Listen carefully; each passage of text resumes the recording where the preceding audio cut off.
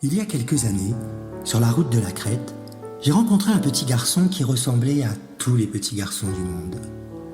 C'était un enfant du pays. Il était d'ici. Il me regardait droit dans les yeux, comme le font ceux qui n'ont peur de rien, avec l'assurance de l'ignorance. Comment c'est la vie des hommes? Comment on fait pour en devenir un? Je dus retenir un rire, mais je voyais bien que la question était très sérieuse.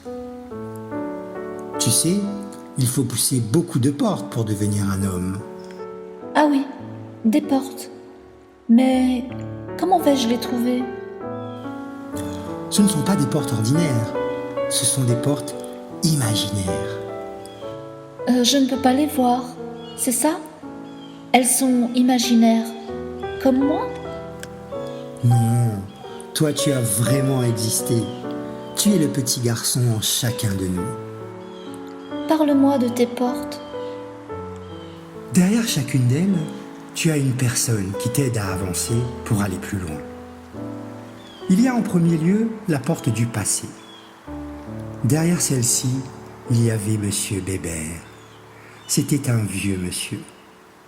Tu le sais, quand on est petit, tous les hommes sont des vieux monsieur. La première chose qui t'enivrait, c'était le parfum du géranium. Alors tu savais que tu étais arrivé.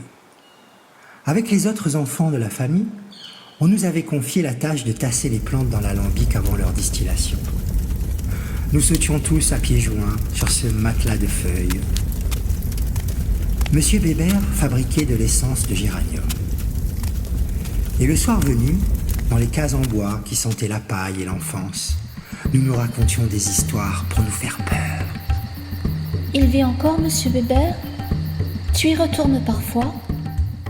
La mémoire des hommes est ainsi faite. On se retourne toujours. Nul ne guérit de son enfance, chante le poète. Tu es malade alors? Non, je ne le suis pas. La société, peut-être. D'ailleurs, vois-tu, c'est bien la deuxième porte, celle du présent. Mais tu es bien jeune pour que je te montre ce qu'il y a derrière. Tu as commencé à raconter? Alors tu dois aller jusqu'au bout. C'est vrai. Et puis, tu te rendras compte tôt ou tard, comme Bernard Moitessier. C'est qui Bernard Moitessier? C'est un homme qui devait être fêté comme un grand vainqueur. Il avait fait un grand tour du monde en solitaire. Et alors que tous l'attendaient, il a renoncé à la gloire. Et il est parti plus loin, sans s'arrêter, pour vivre une vie plus simple. Comme celle de Monsieur Bébert? Oui, un peu comme celle de Monsieur Bébert qui plantait du géranium. Bernard Moitessier voulait, lui, que tous les hommes plantent des arbres fruitiers devant leur maison et en ville, pour qu'il y ait des fruits gratuits pour tout le monde. C'est une bonne idée. Pourquoi personne ne le fait? Car les gens travaillent tous pour la troisième porte. Et on devient très vite le passé pour les personnes du présent. Derrière la porte du présent, tout va très vite. Trop vite. Les grandes personnes aujourd'hui n'ont plus le temps. Il faut produire et gagner de l'argent pour être sûr que ce qu'on trouvera derrière la troisième porte sera agréable. Alors il y a de la production, de la pollution, de la consommation et beaucoup d'énergie. Les hommes oublient qu'ils aimaient l'odeur du géranium, de la forêt et les rires des enfants.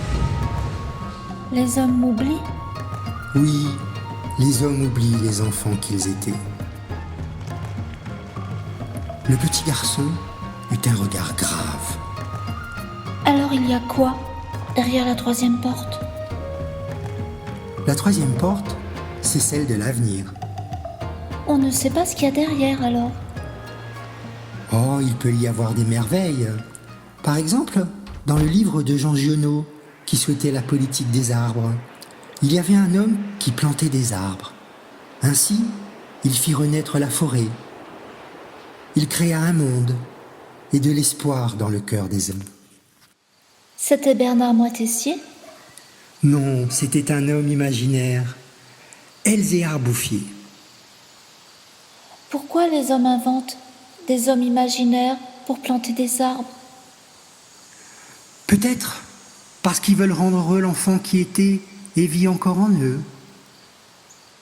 Alors, pour des petits garçons imaginaires, ils crient des hommes imaginaires qui font pousser des arbres imaginaires? Oui, c'est à peu près ça. Et qu'est-ce qu'ils y gagnent? Sans doute des rêves.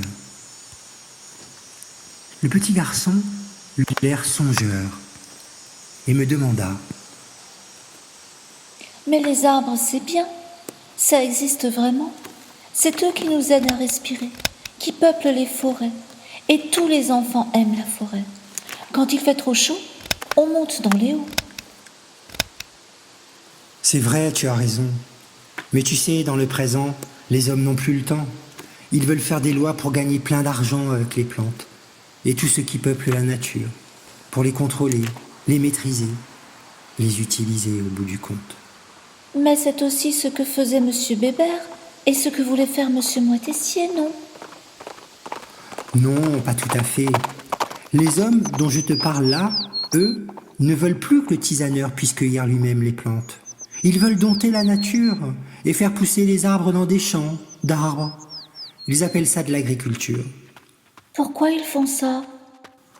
Oh, comme à chaque fois, ils disent que cette réglementation, elle est pour le bien de tous. Ils n'ont pas été des enfants, ces hommes-là?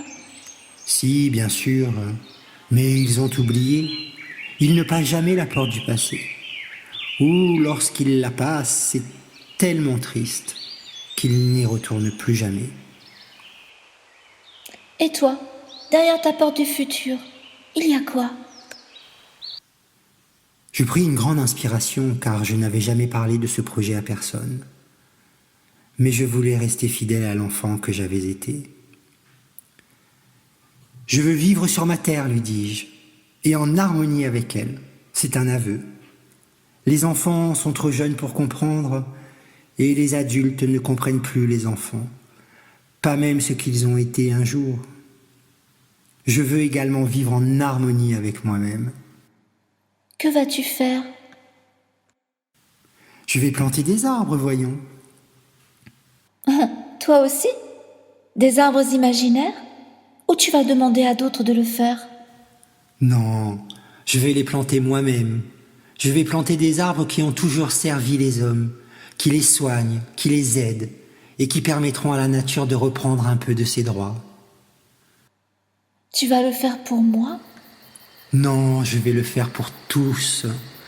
Je pousserai la porte du futur, et chacun pourra y planter un arbre, lui donner un nom et devenir son tuteur, celui qui lui permettra de grandir en devenant son parrain. Tu sais que je ne suis pas un vrai petit garçon. Oui, je le sais, mais tu es bien curieux tout de même. Je vais le faire avec d'autres, pour les enfants que nous étions, pour être fidèles à nos rêves, et pour tous les enfants à venir et ceux qui viendront après eux. Je n'ai été qu'une excuse pour que tu racontes cette histoire. Non, pas du tout. Les hommes se cherchent souvent beaucoup d'excuses pour ne rien faire. Tu n'es pas né dans mon imaginaire, tu sais, mais dans celui d'une amie. Elle m'a demandé si elle pouvait parrainer le premier des arbres et l'appeler Noé. Tu as accepté? Oui, j'ai accepté, depuis que j'ai compris que Noé, c'était toi.